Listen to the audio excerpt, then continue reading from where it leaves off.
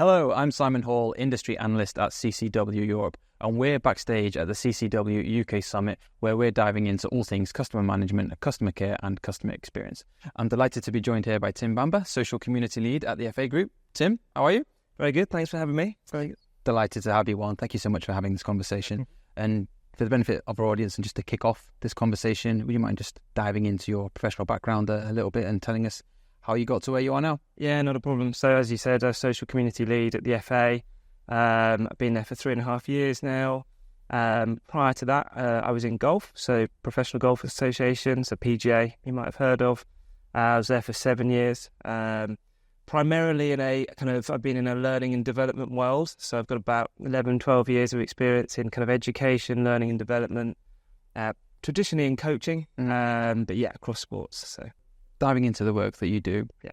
How does the digital FA community fit into the larger strategy of the FA business? How did the community come to fruition and how did it develop over its relatively short lifespan? Yeah, sure. So, I mean, traditionally, we work with people on a pitch, right? So it's not necessarily a digital world. And there was a move towards moving specifically in coaching courses to a kind of a central model. So instead of necessarily delivering courses out in the regions, it kind of came more into a digital space, and it was kind of keeping up with tech and the way the world's going, I guess. So it was part of that, and we wanted to deliver like a personalised and connected experience for the coaches initially. So we did have another piece of software called Hive that was in place that we would use, but that then soon got switched to Verint in about 2020. Where we would, transition people across, and we've built kind of a bigger digital platform with Verint. And it is in essence to connect with coaches, probably more in a learning sense. So we were trying to establish a blended learning approach where they would do a course, but they'd be able to chat with like peers or experts to help develop their knowledge and also access some resources as well. So it was all part of that strategy. Yeah, and your member numbers have grown quickly, organically, over the relatively short time that it's been operational without any marketing initiatives behind showcasing what it does or, how it can help coaches, etc. So what digital engagement strategies are you using to promote sort of engagement with and between the users? Yeah, it's quite organic, like you say. So as part of the course, so they will come on the course.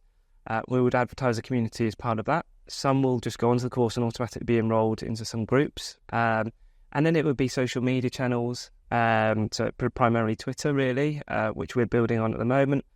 So we are looking at Instagram and TikTok and other things to help promote it.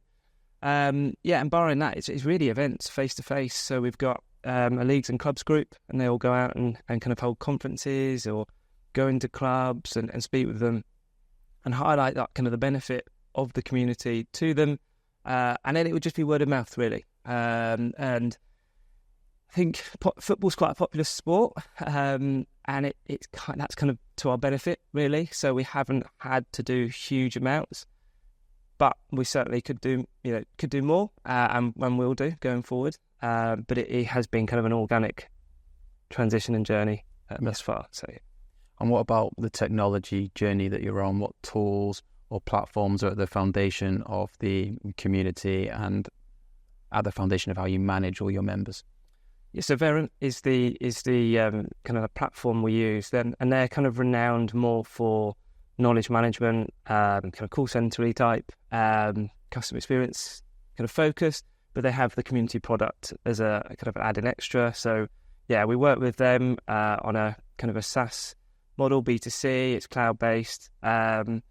So that's primarily the main technology. Barring that, we don't really have huge amount of add-ons as such because it is very customizable. So we're able to work with the system pretty well. We have the dashboards, so we use Google Analytics. It has a very good reporting function. We link into dashboards as well. And yeah, we have a partner called 3 Sides who are experts in the community management space, and they help us with certain developments, technological advancements, mainly just within the platform, really. And one of the core aspects of your role is ensuring that the platform is a safe, secure and welcoming one So what work do you do to foster inclusion and build that security and trust among your user base? Yeah, it's a great question. And like, we're the FA, right? We're governing body of the sport.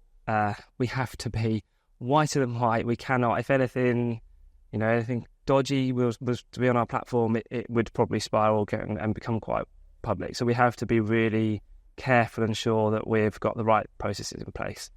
The community itself is very strong moderation-wise, so it's got a lot of strict rules in the background. So you've got a lot of ban words, phrases that will just, if they pop up in the community, it will put it in a log and it won't show. You've also got reporting abuse function, that if someone saw something they didn't like, then they can report it. And then more importantly, we've got a plugin. So the plugin is with the IWF, so the Internet Watch Foundation. And basically what that does is detect any dodgy images, mainly around child abuse. But if there was anything that's on their database that was put on the community, or someone took a picture and it went on, it would recognise that and stop it. So, ultimately we want pictures on there. We want people taking, kind of pictures of any kind of like sessions, I guess, or we want to encourage that longer term. But yeah, we have to be careful. So that's the main bolt-on, I guess, a plugin from the IWF, and yeah, that also does ban words and links as well. So yeah, it's pretty secure. Let's pivot now and dive into the content side of your business, because you have so much on there. You've already alluded to it, but blogs, articles, podcasts, webinars, training sessions, what have you. So talk to us about how you manage the content creation side of the role. Yeah, it's an interesting one. So I mean, primarily we're in the coaching L&D department, but given the expansion of the community over the last couple of years, we've got different departments that are now on it. So it's not just coaching. We've got referees, we've got walking football, the youth council, volunteers, leagues and clubs, and they're all kind of different departments. Within coaching, we have a great team of creative content producers, and they would go out and record videos, edit, do graphic design. We also have learning experience designers, so we have a strong quality assurance process in terms of how the blogs are written. Make sure they're in the right tone of voice, make sure they're really targeted, they work to SEO, got the right wording, and they're based off what we call the tasks and concerns of the audience. So it's not just putting out what we want. So it is kind of data-driven, insight-driven for us particularly, and I know that feeds into some of the other departments, and they have very similar quality assurance processes for content going on in the community. And can you elaborate on some of the challenges that you face? I think the world of online communities is often misunderstood or misrepresented. So what are some of the internal and external hurdles that you're facing on a day-to-day basis? Yeah, another good question. It's quite a lot. I think community management generally is quite a niche, perhaps misunderstood kind of industry, if you want to call it that word. I think it's showing the value to the organisation is really tricky. You can obviously use KPIs and things to highlight that, but I've certainly found that tricky in terms of really highlighting how the community is really benefiting us. On the flip side, I think we do get it and we do benefit from it, and you can show things like you've got NPS, so the brand loyalty, you've got views, you've got engagement, so there is part of an impact that we can show, but I think widespread, really emphasising that value is tricky. I think how community management or communities develop is an interesting one. So speaking to some of the people the other day, and we were talking about how you structure the community, and a lot of people think you've got to structure it. You have a forum here, and you have a forum here, and you have a forum here, and you have a forum here, and ultimately, I don't think it's like that. I think it's just having a space for people to go and chat about a common interest, so obviously football, coaching and football, and just let it go, to see where it goes, and being comfortable with that. So it's unstructured, but there is an element of structure to it. But then also being proactive and seeing, like, okay, they're talking about, so for us it might be disability, or a child's misbehaving in a session and a coach doesn't know how to deal with it. So someone comments and it's actually probably potentially a disability or learning difficulty there, and that opens up a whole new world, and all of a sudden you get loads of other comments and questions around the same subject. Or we might have insight and analysis as well, so we've got stats and things people are talking about, and that becomes a really hot topic. And then all of a sudden your community's spiralling and it's going out in a direction that perhaps you didn't realise it was going to go in. And that can be hard for organisations, that can be hard to let go. But I also think it's really powerful because you get to know your customer, your user, whatever you want to call them, and you get insight from the industry about what they want to talk about. So you mentioned there that things can often spiral, so it sort of tees up my final question, and that is, what's next for you in terms of your evolution? How are you going to continue providing enriching experiences for your user base? Yeah, we've got the new strategy period coming up now, 24 to 28, and we're finalising the details of that. We're looking at different technologies. Ultimately, it needs to be around the experience our customers or people we're trying to help, what they want.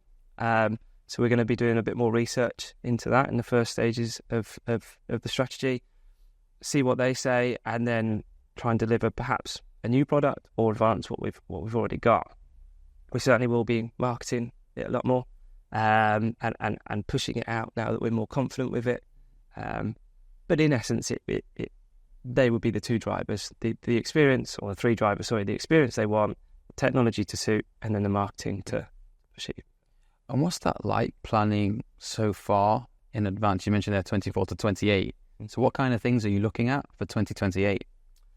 Yeah, great question.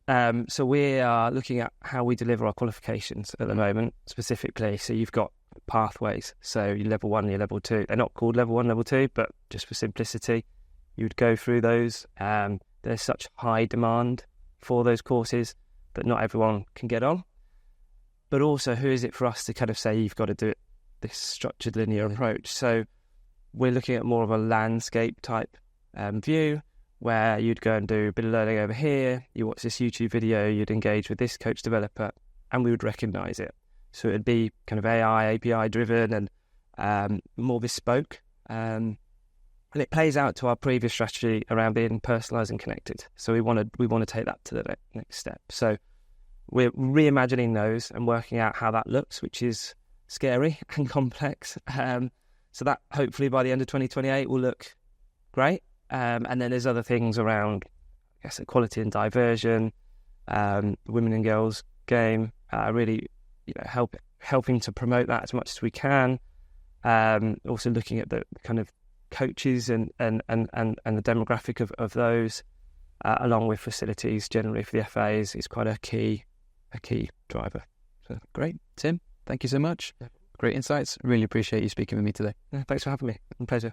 So that brings to a close this conversation. But if you're interested in any of the themes that we've covered today, please do check out the CCW Europe website and social media channels. Thank you so much again to Tim. Thank you so much for tuning in. Until next time, goodbye.